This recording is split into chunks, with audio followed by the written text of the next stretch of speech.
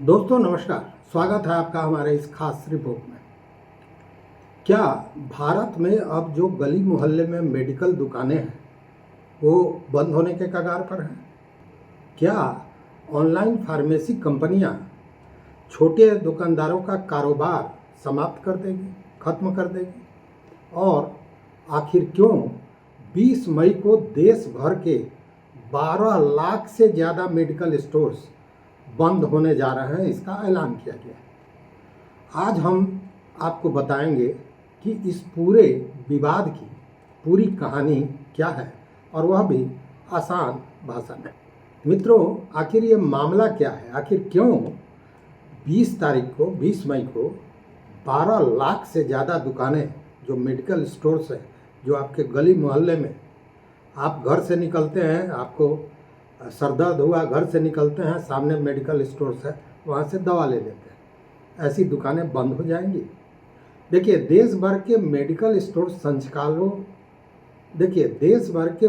Store संचालकों के संगठन all India organisation of chemist and druggist ने 20 मई को राष्ट्रव्यापी बंद का ऐलान किया है।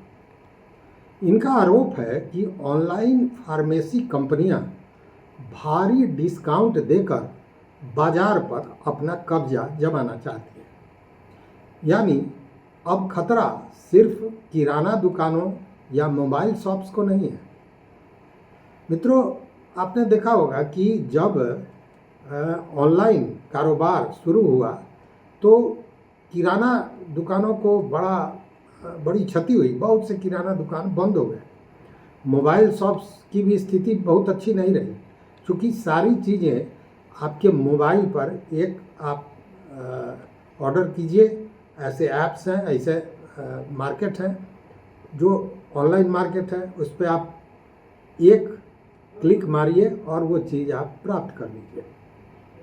यानी अब खतरा सिर्फ किराना दुकानों या मोबाइल शॉप्स को नहीं है, बल्कि मेडिकल स्टोर्स पर भी खतरा मंडराने लगा है। तो आखिर मित्रों, ये समझिए कि ई फार्मेसी करती क्या है। देखिए, आजकल लोग मोबाइल ऐप से दवाइयों का ऑर्डर कर रहे हैं। बस प्रिस्क्रिप्शन अपलोड कीजिए और दवाइयाँ आपके घर तक पहुंच जाती हैं।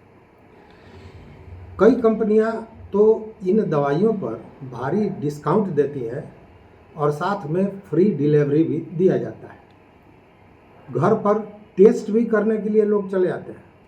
अब आप समझ लीजिए कि टेस्ट घर बैठे हो गया, दवाइयाँ घर बैठे मिल गई, भारी डिस्काउंट भी मिला और डिलीवरी भी फ्री है। यानी ग्राहक को केवल सुविधा ही सुविधा दी जा रही है। लेकिन यहीं से शुरू होता है विवाद, यहीं से झगड़ा का जो कहानी है, जो मामला है, उसका बीजारोपण यही होता है। मेडिकल स्टोर्स वालों की सबसे बड़ी शिकायत यह है कि ऑनलाइन कंपनियां भारी नुकसान सहकर भी सस्ती दवाइयां बेच रही हैं।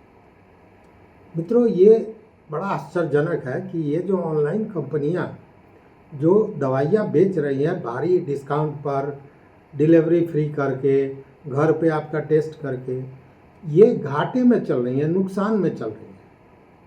और इसी को बिजनेस की भाषा में कहते हैं कैश बर्निंग मॉडल। यानी पहले सस्ते में ग्राहकों को जोड़ लो, फिर बाजार पर अपना कब्जा बना लो। आपको याद होगा जियो मोबाइल आया था, शुरू के दिनों में फ्री दिया जा रहा था, सब हो रहा था, और धीरे धीरे जब हम उसके आदी बन गए तो सारी चीज़ें बदलती चली गई और अब पहले वाली बात नहीं है। ये आपने भोगा होगा। और ऐसे में ये जो दवा के छोटे दुकानदार हैं, उनका कहना है कि उनके पास कोई बड़ी पूंजी तो है नहीं, कोई निवेशक भी नहीं है और ना आईपीओ लाने की ताकत है। ऐसे में इस ऑनलाइन फार्मेसी कंपनियों का वो मुकाबला करे तो कैसे करें? अब देखिए, एक बड़ा खुलासा हो रहा है कि ऑनलाइन कंपनियां खुद घाटे में हैं तो यह तो बड़ा दिलचस्प है कि भाई खुद घाटे में हैं और आप इतना डिस्काउंट दे रहे हैं, सारी सुविधा दे रहे हैं। सुविधा तो ग्राहक जो है उसको मिल रहा है, लेकिन खुद घाटे में रह के सुविधा देने की बात समझ में नहीं आती है। अब इसको लेकर कई बड़ी ई फार्मेसी कंपनियां खुद भारी नुकसान में चल रही है। उदाहरण के तौर पर अगर आप देखें तो कुछ कंपनियों को हजारों करोड़ का नुकसान हुआ, लेकिन फिर भी डिस्काउंट जारी है। तो आखिर हजारों करोड़ों के घाटे के बाद भी डिस्काउंट क्यों दिया जा रहा है?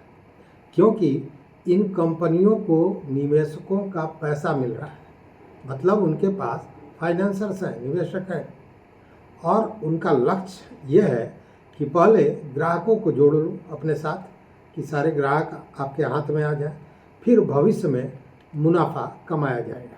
लेकिन अब यहाँ सवाल ये उठता है कि आम जनता किसके साथ है? ये बड़ा सवाल है, क्योंकि यह तो आप समझ गए कि ऑनलाइन फार्मेसी कंपनियां क्या कर रही हैं और उसका असर दवा दुकानदारों पर, जो 12 लाख दवा दुकानदार हैं जो आपके गली मोहल्ले में हैं, उनके बिजनेस पर क्या असर पड़ रहा है। अब देखिए ना कि ऑनलाइन कंपनियां ऐसी भी हैं जो 50% तक आपको रिबेट देती हैं, छूट देती हैं। हालांकि यह बात अलग है कि यह जो छूट की परंपरा शुरू हुई, उसके बाद जो आपके गली मोहल्ले के जो दुकानदार हैं वहाँ भी आप जाते हैं तो अमूमन 10 से 15% हर कोई आपको छूट देता है। चूँकि दवा में मार्जिन भी बहुत है, बहुत ज़्यादा, 100% तक मार्जिन बहुत सी दवाइयाँ में है। तो सबसे बड़ा सवाल ये उठता है कि क्या ये ऑनलाइन फार्मेसी गलत है? पूरी तरह तो नहीं होगी, क्योंकि लोगों को घर बैठे दवाइयाँ मिल रही हैं, समय उनका बच रहा है, उनको सस्ते में दवाइयाँ मिल रही हैं, तो स्वाभाविक है कि पैसे की बचत हो रही है, और साथ ही डिलीवरी फ्री हो जाता है। अगर किसी तरह की जांच करानी है तो यह फार्मेसी कंपनियां जांच भी उपलब्ध करा दे रही हैं। तो ये लाभ तो मिल रहा है लगातार, लेकिन दूसरी तरफ छोटे दुकानदारों की रोजी रोटी पूरी तरह खतरे में आ गई है। स्थानीय रोजगार जो आपके गले मोहल्ले में होता है, सड़कों पे आपको दवाइयों की दुकानें मिल जाएंगी, इनका रोजगार प्रभावित हो रहा है और मरीजों की सुरक्षा पर भी सवाल उठने लगे, क्योंकि आरोप यह भी है कि कई बार बिना सही जांच के दवाइयाँ पहुंच रही हैं। मतलब कि आपने प्रिस्क्रिप्शन डाला या आपने अपनी बीमारी बताई और उस हिसाब से आपने दवा मंगा लिया, वैसे में सही दवा आपके पास नहीं मिली तो कहीं ना कहीं मरीज के लिए ये परेशानी का भी सबब हो सकता है। मोहल्ले की मेडिकल दुकान क्यों ज़रूरी है, यह भी बात समझिए। चूँकि अगर 12 लाख दुकानें खुली हुई हैं तो उसकी आवश्यकता होगी, उसके यहाँ बिक्री होती रही होगी, तभी तो खुली हुई है।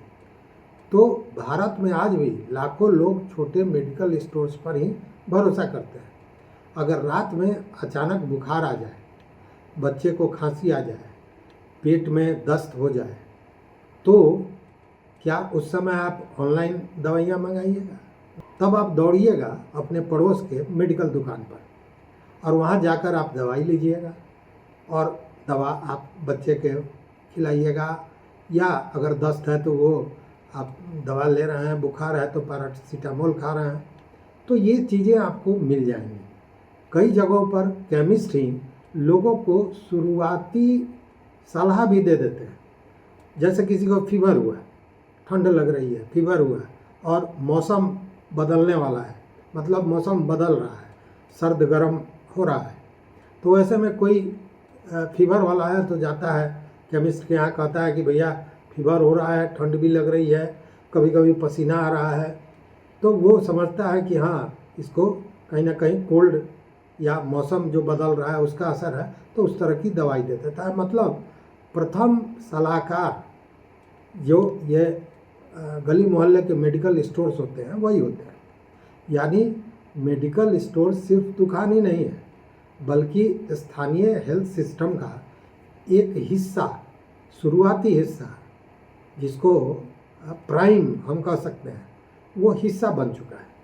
बहुत से लोग, और खासकर देहात में, गांव में आप देखिएगा कि डॉक्टर के पास लोग जब कोई बड़ी बीमारी होती है तभी जाते हैं, नहीं तो सीधे दुकानदार के यहाँ गए, बच्चे को दस्त हो रहा है या हमें फीवर हो गया है, बहुत खांसी हो रही है, दुकानदार दवा देता है, वो आप दवा खाता है, ठीक भी हो जाता है।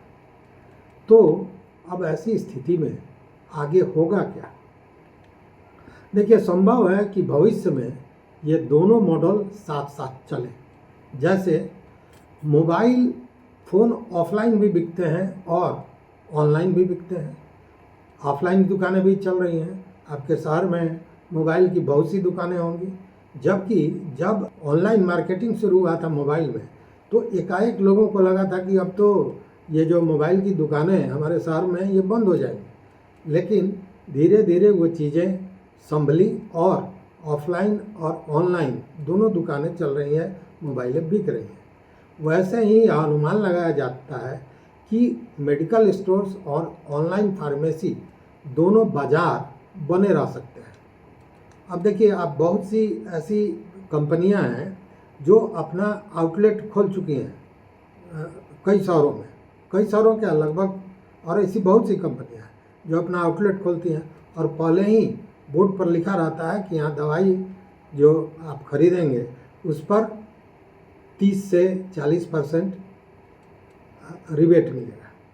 तो ऐसी दुकानें भी हैं जो चल रही हैं। लेकिन फिलहाल छोटे दुकानदारों के सामने बड़ा संकट जरूर खड़ा दिखाई दे रहा है, और इसी के चलते 20 मई को देश भर की दुकानें, जो दवा की दुकानें हैं, लगभग 12 लाख, वो बंद रहेंगी और इसका ऐलान संघ द्वारा किया गया है।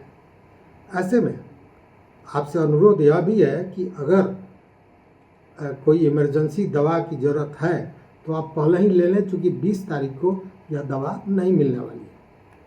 तो मित्रों, आप क्या सोचते हैं इस पूरे मामले पर? क्या ऑनलाइन फार्मेसी से लोगों को फ़ायदा हो रहा है, या छोटे दुकानदारों का कारोबार इससे ख़त्म हो जाएगा? अपनी राय कमेंट बॉक्स में ज़रूर दीजिएगा। मित्रों, अगर वीडियो पसंद आया हो तो लाइक कीजिए, शेयर कीजिए, और ऐसे ही बड़े मुद्दों की सच्चाई जानने के लिए चैनल को सब्सक्राइब कीजिए। तो इस वीडियो में बस इतना ही। देखते रहिए मत अभिमत।